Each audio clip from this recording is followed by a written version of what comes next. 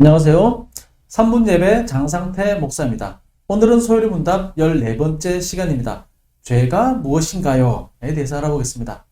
말씀을 한번 읽어보겠습니다. 만일 누구든지 여호와의 계명 중 하나를 부지 중에 범하여도 허물이라 벌을 당할 것이니 레위기 5장 17절 말씀입니다. 자, 우리가 운전을 하다 보면 속도 위반이나 불법 주차로 범칙금을 내야 하는 경우가 있습니다. 범칙금은 법을 지키지 않은 죄에 대한 벌인 것이죠. 어떤 사회든지 죄를 지으면 벌을 받습니다. 법은 나라마다 지역마다 조금씩 차이가 있죠. 똑같은 잘못을 저질렀다 하더라도 어떤 나라에서는 죄가 되지만 어떤 나라에서는 죄가 되지 않습니다. 또 옛날에는 큰 죄가 되었지만 지금은 죄가 되지 않는 경우도 있습니다. 왜일까요? 죄의 기준이 다르기 때문입니다. 법을 누가 만들었든지 혹은 언제 만들었는지에 따라서 법의 내용과 적용이 달라지고 죄인지 아닌지도 결정이 되죠. 그렇다면 한 가지 문제가 있습니다. 죄에 대한 기준이 모호해진다는 겁니다. 시대와 장소에 따라 변하지 않는 죄에 대한 절대적인 기준은 없을까요? 이 세상에서는 죄의 절대적인 기준을 찾을 수 없습니다. 죄의 절대적인 기준은 오직 어디에서 찾아야 할까요? 하나님에게서 찾아야죠. 성경은 죄의 기준을 하나님께 두고 있습니다. 죄란 무엇일까요? 사회적인 법법 행위도 죄이지만 좀 더 근본적인 의미에서 죄는 이 세상을 만들고 운행하시는 하나님이 정하신 기준에 맞지 않는 것을 의미합니다.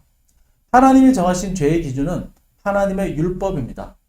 율법을 만드신 하나님과 하나님이 정하신 율법을 부정하는 것이 죄인 것이죠.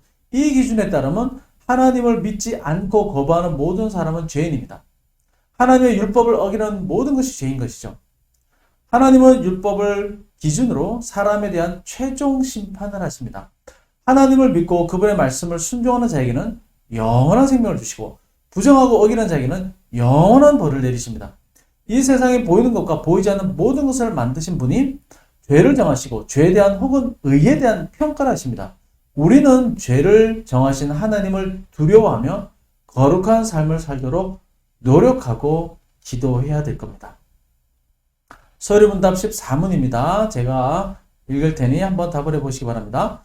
죄가 무엇인가요? 죄는 하나님의 율법을 조금이라도 부족하게 지키거나 그 법을 어기는 것입니다. 네, 함께 기도할까요?